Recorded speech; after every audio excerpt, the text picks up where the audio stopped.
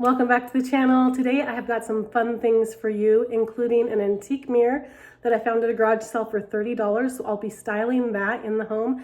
Also, I'm going to be showing you a really pretty church pew that we bought. Honestly, I saw it and I thought there's no way that this is going to work because it's so dilapidated.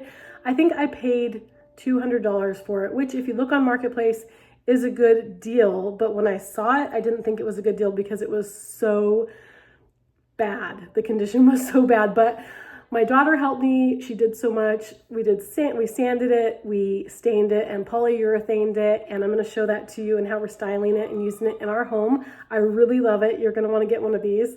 And then I'm going to take you along as we hang up a clothesline. I am really enjoying that and using that. And also as we make some fresh raw raspberry jam. Hope you enjoy this video. Like a lot of things in our house, our bedroom set actually I got off of Facebook Marketplace. It was a really good deal. I only paid a couple $100 for it. And it's a king bed set with a matching dresser and the run-of-the-mill dresser with the mirror above it. And when I found this mirror at a garage sale for only $30, I knew I wanted to put it somewhere in my home, but I actually had it sitting around for a couple weeks until I figured out where to put it. And I really love it above our dresser. It just makes it feel a little more put together in here, a little more custom. And of course, I love the antique style, the gold mirror. I might end up painting it one day, but I really love this color now. And I think it matches the brass pulls on the dresser really well. And I am really enjoying it in here. So I'll give you a look of what this looks like. To put this up, my husband, my sweet husband, Darren, he found the studs in the wall and then measured every 16 feet or so because that's how it's framed, and then put a screw into a stud because it's a really heavy mirror, and then made sure it was centered on the wall because this dresser is centered on this wall between the closet door and the corner. But I really love all that this mirror has added to this bedroom. It just feels a little more vintage. This home is new. It's only 1.5 years old. We built it ourselves. And I love farmhouse style, but I don't like modern farmhouse. I really like antique farmhouse, and it's hard to get that with a new house, but this mirror really adds a lot for that antique style that I like in a farmhouse. I like styles that are collected instead of just look like they all got bought at the same time or are made in the factory. So to me, this mirror just really makes this bedroom feel a lot more collected and vintage, which I love.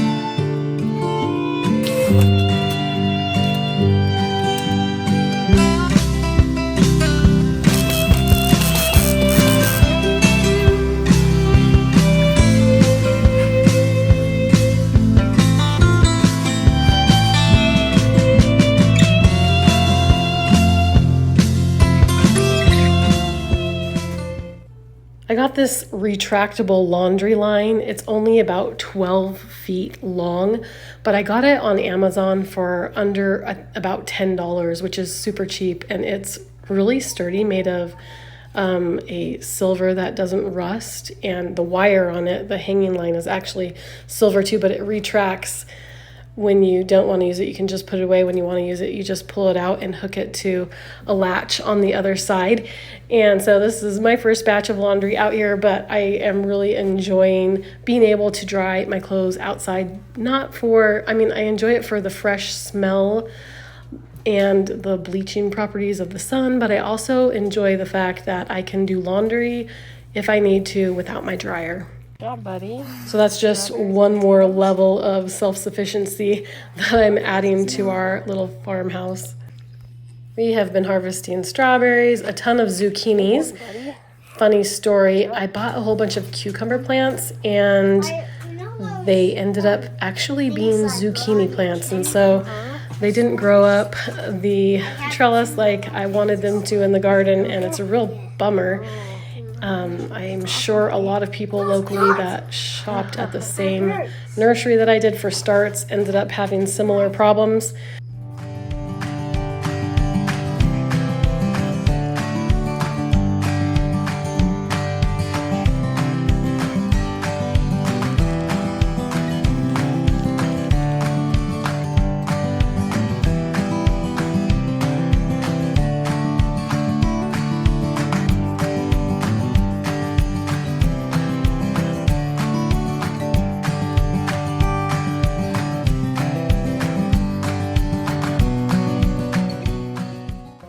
I have been watching for a church pew for at least 2 years on Facebook Marketplace, and some of them are beautiful, but they'll be like $1,000, and so I'm definitely didn't want to spend that much money on a church pew on Facebook Marketplace.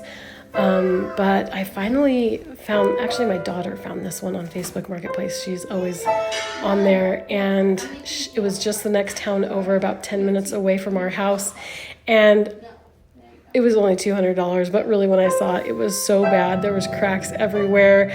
It had a cushioned seat on it, and it was a light oak, and just didn't like it at all. But we sanded it down, stained it this beautiful color, and polyurethaned it, and I put it in my front room underneath the front window, and it's just great for a place to put your shoes on, take your shoes off when you're coming in and out of the house, and sitting in there while someone's working on the computer or playing the piano. So I'm really excited about that. If you've been watching our videos, you know that it is raspberry season, and this patch is 3 years old. So we have been harvesting a ton of raspberries these last week or two, and we'll continue harvesting raspberries for another week at least. And so we are preserving a lot of raspberries, and this is my super easy raspberry freezer jam. We're doubling the batch. This is 8 cups of raspberries, and then we are using a half a cup of sugar, a half a cup of ultra gel thickener, and a half a cup of lemon juice. Honestly, to double the recipe the way it is written, I would have used 2/3 of a cup. So this is going to be a little bit less thick than usual, but it will still be wonderful on pancakes and waffles, which is the way that we use it most. This freezer jam recipe is the easiest you've ever seen. You just blend up these ingredients, and then you put them in freezer-safe jars, and they'll last for up to 2 years in a deep freezer. So I like to save my jar boxes just because it keeps them safe in the freezer, and then put these out there. But the best thing to eat freezer jam on, of course, if you ask me, is sourdough bread.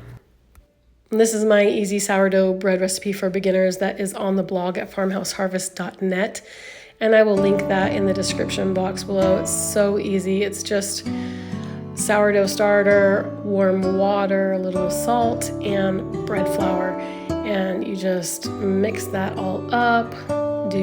Let it bulk ferment on the counter, do your stretch and folds, and then you are going to shape it, put it in a bento tin, let it sit in the refrigerator for at least 4 hours or overnight, and then you can take it out, dust it with flour, score the top of it, and you're going to bake it in a preheated Dutch oven inside your preheated oven at 425 degrees for 25 minutes with the lid on, then 25 minutes with the lid off, and you'll get this beautiful artesian sourdough bread that's been long fermented and is delicious, especially with raspberry freezer jam. We've had family reunions in Utah, and the kids had so much fun. Now we're coming back and had to rehang up all of our hanging flower baskets because we don't have drip line hooked up for them yet, but we need to get that done. So we took them down and put them in the garden under the drip line there. My sweet husband was so wonderful to get up early and get that done before we left in the morning. And these, they did pretty well. They're not as good as they were if I would have watered them by hand, but they still did pretty good. It is super hot right now, and so I'm really happy with how these hanging flower baskets have been bringing joy to our family and our home this summer. Thank you so much for watching my video. If you haven't subscribed yet, please do. If you're looking for a link to any of the recipes mentioned in this video, they will be linked in the description below. We'll see you next time.